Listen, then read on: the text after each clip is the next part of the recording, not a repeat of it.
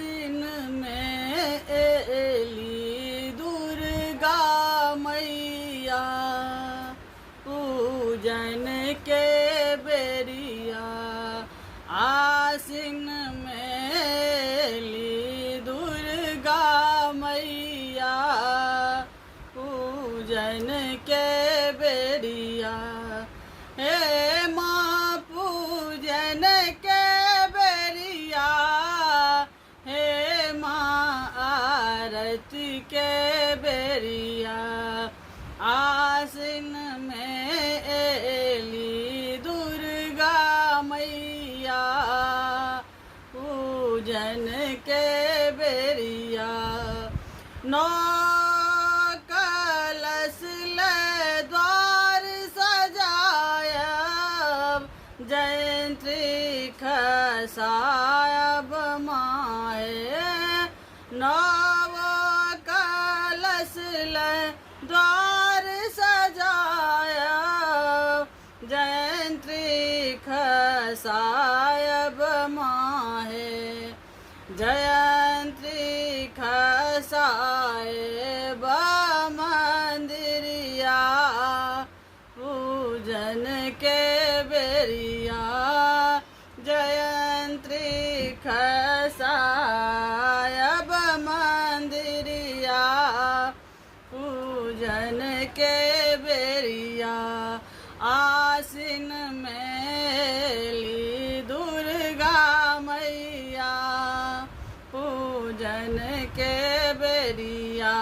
प्रतिदिन माता के 16 श्रृंगार करबन प्रतिदिन माता के 16 श्रृंगार करबन रुन झून बाजै पैजनिया पूजन के बेरिया रुन झून बाजै पैजनिया पूजन के बेरिया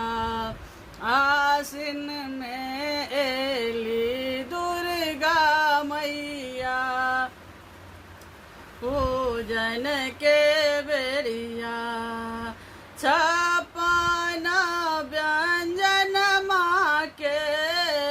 भोग लगायब छप्पन व्यंजन माँ के भोग लगायब आरो दबायब चरनिया पूजन के बेरिया आरो दबायब चरनिया पूजन के बेरिया कलश बैसायब माँ के पाठ सुनायब कलश बैसायब माँ के पाठ सुनायब करबनी सब